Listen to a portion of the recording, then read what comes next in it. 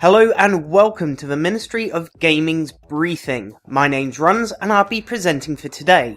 Coming up, Nintendo uses YouTube Content ID to claim ad revenue on Let's Plays. League of Legends patch 3.7 will introduce custom item sets and balance changes to champions. Valve gamifies Steam with trading cards. SimCity's newest DLC is accidentally revealed on Green Man Gaming. And a recent BitTorrent study debunks industry views on piracy. But first, some breaking news. According to reports on IGN and Kotaku, Trion Worlds is laying off apparently over 100 staff. That's roughly between 70 and 80% of their workforce. This is following the disappointing launch and lackluster reception at the hands of critics of both the recent Defiance MMO and Rift's first expansion. This obviously follows the recent announcement by Trion Worlds that Rift would be going free to play. Now, Trion Worlds did release a statement to Zam.com and was reported by Gareth Harmer, and it is as follows. To best position Trion in a rapidly changing industry, we have reorganised our teams and are expanding our free-to-play offering. With Defiance, we delivered a great game that more than 1 million gamers registered to play and continue to enjoy.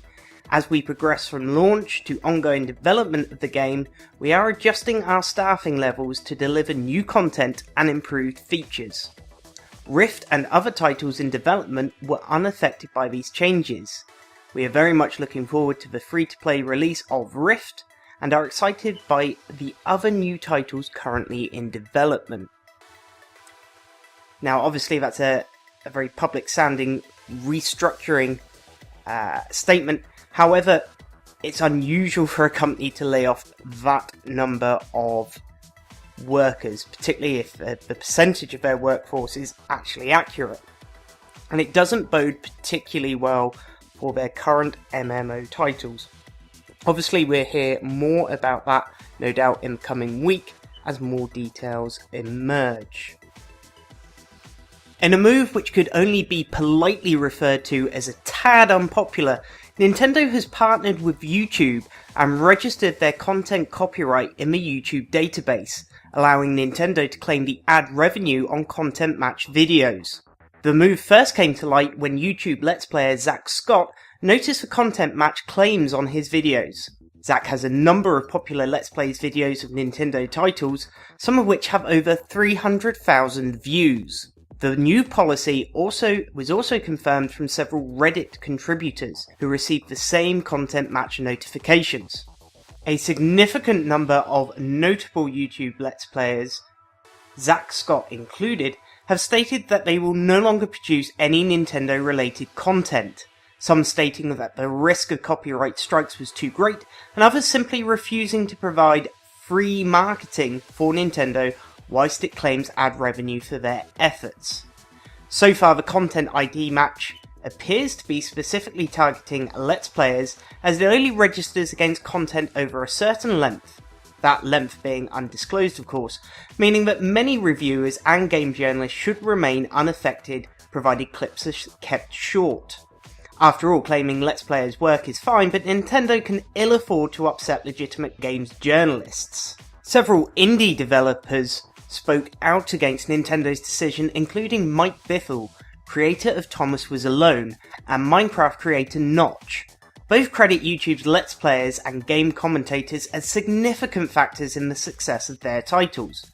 Thomas Was Alone in particular sold 8 times more units after TotalBiscuit's First Impressions WTF series covered the game compared against launch day. The Ministry has looked at this and has several different views. It is undoubtedly an unpopular move that will negatively impact Nintendo's public relations. Many fans of popular Let's Players will go so far as to boycott Nintendo games in response to what some will see as a deliberate attack on the gaming community in a bid to generate more revenue. Nintendo will also lose a lot of free marketing and advertising as Let's Players refuse to play their titles. But let's be clear about this. Nintendo is not an indie developer, and it isn't reliant on YouTube to provide widespread promotion of their titles. As unpopular as it may be, it is their copyright content, and they are entitled to claim it. And although fair use counterclaims can be made for review or news shows, it will be much harder for Let's Players to make those claims unless they are adding something significant in their commentary or videos to make the content, in inverted quotation marks, theirs. At best, the laws regarding this are nebulous and somewhat outdated, as the laws haven't caught up with new media. And speculation on the legal ramifications are really beyond the scope of this show, so we're not going to cover it too much. But there is an argument about whether viewers are coming to see Nintendo's games or the personality playing the game, and that's very much dependent on individual channels. It's probably worth at this point also pointing out that this does not affect network partners, such as those who are partnered up with the Game Station, who have their own terms of service and agreements with YouTube's and publishers. On balance, it's probably fair to say that this is a negative and profoundly stupid decision, particularly at a time when the Wii U is not performing well and is lacking the killer title to propel its popularity. It's a decision that not only fosters resentment from gamers and will harm Nintendo's PR, which in turn is likely to deter third-party developers and publishers from releasing notable titles on an already underperforming platform. But will it have such an impact that it will cause Nintendo to reverse their position? Unlikely. Sega pulled a very similar move to this with DMCA takedown notices in order to optimize their search rankings, and faced a resulting backlash. But in real terms, it had very little real effect. Top Sega titles such as the Total War series continue to be popular with strong sales.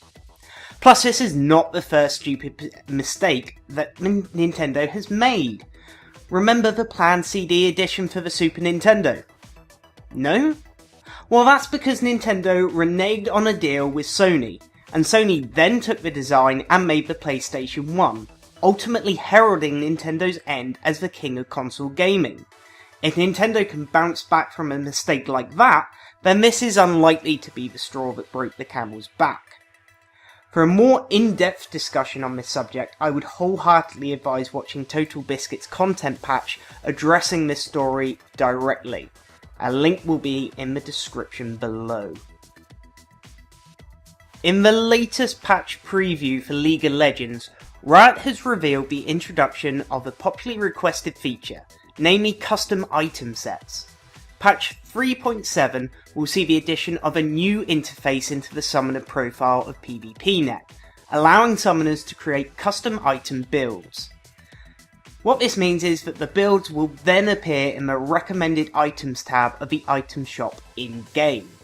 Builds can be associated to specific champions or to multiple champions, so no more post-it notes stuck to your monitor reminding you of your build order when you're trying to play AP Master Yi. The patch will also introduce a number of balance changes to various champions, with the most notable changes to Nunu, Rumble, and Twisted Fate. Most of these changes were designed to nerf certain champions considered too good for specific roles, although some of the characters did receive minor buffs. A link to the complete patch notes is in the description below. It has been recently announced that Steam has released a beta of Steam trading cards. But what are Steam trading cards? Well, according to the press release, they're virtual cards which are earned by playing participating games on Steam. Once you've collected a set of cards, you can then trade them in for a game badge. And much like the existing Steam badges, these are displayed on your profile. But they also grant tradable emoticons, profile backgrounds, and coupons. Furthermore, the collecting of badges earns XP, allowing you to level up your profile, leading to further rewards. Essentially, this means that Valve has gamified Steam and tapped into the most primal of gamer urges, namely leveling and achievement hunting. Current games participating in the Steam Trading Cards beta include Don't Starve, Counter-Strike Global Offensive, Dota 2, Portal 2, and Half-Life 2. To join the beta, simply join the Steam Trading Cards group on the Steam platform and await an email invite to participate. The latest DLC for SimCity has been revealed via an accidental early listing on the digital storefront of Green Man Gaming. Titled the Amusement Park Pack, it appears to allow you to, well, you guessed it, build amusement parks in your city. The listing was quickly removed from Green Man Gaming, but the SimCity Twitter feed did confirm the planned expansion, stating that it is due for release on the 28th of May. Now, considering the spectacular failure of SimCity's launch, which was quickly followed by blatant product placement free DLC, followed by the then spectacular failure to implement fixes in the 2.0 patch, leading very quickly to the 3.0 patch, it is doubtful whether many gamers are going to be paying too much attention to the DLC, especially this soon after launch. Many gamers were very disillusioned with the poor launch of SimCity, the always online requirement, and the basic broken mechanics of the game, leaving only the most dedicated of mayors to soldier on. SimCity could have been something beautiful, but instead it will most likely be remembered as another black mark on EA's reputation. Also, in case you missed it, Sims 4 was announced this week. Funnily enough, it was confirmed that there would be no always on requirement. Fancy that! And finally, in an announcement that will surely result in a great deal of wailing and gnashing of teeth from many developers and publishers, researchers at Aalborg University concluded that the previously reported magnitudes in game piracy are just too high. The data was obtained by tracking BitTorrent use over a 3-month period, between late 2010 and early 2011. Some 12.6 million unique users were identified as pirating games. And the most pirated game during this period was Fallout New Vegas, with 967,793 downloads. Now that sounds like a lot, and it really is, but even this falls considerably short of the numbers being reported by publishers and development houses. RPGs were reported as the most pirated types of games, followed by action-adventure games, and 37% of the pirated games were M-rated. There was also a strong correlation between piracy levels and Metacritic score. Now, a 3-month period hardly constitutes a complete view of the overall lifetime piracy rate for a game, and we at the Ministry recognise the threat that piracy poses to game developers and publishers alike. But this report does go some way to disproving industry claims which are used to justify increasingly intrusive DRM measures, which only appear to punish legitimate users such as always online requirements.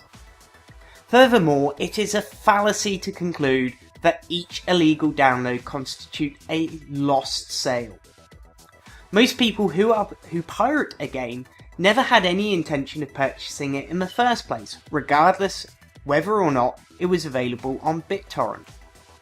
Additionally, many smaller developers have reported genuinely good games which were pirated led to an increase in sales, as either the gaming community sought to support good games by purchasing legitimate copies, or positive word-of-mouth advertising resulting from piracy led to increased sales.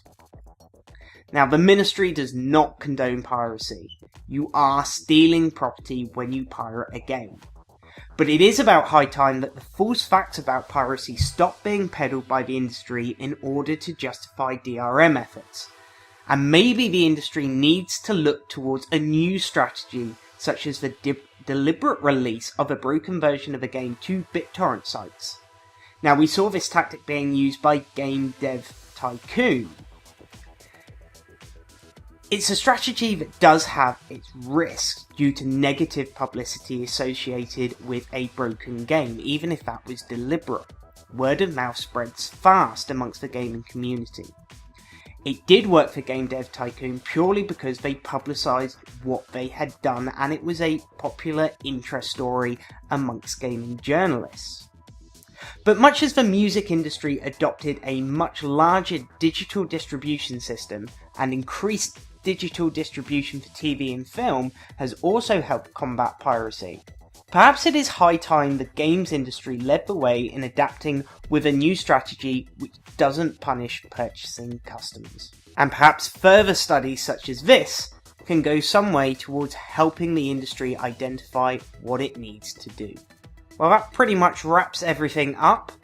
Thank you very much for joining us here at the Ministry. Please do remember to rate, share and subscribe, and if you have any positive or negative feedback, please remember to leave it in the comments section below. My name's Runs, and you've been watching the Ministry of Gaming's Gamers Briefing.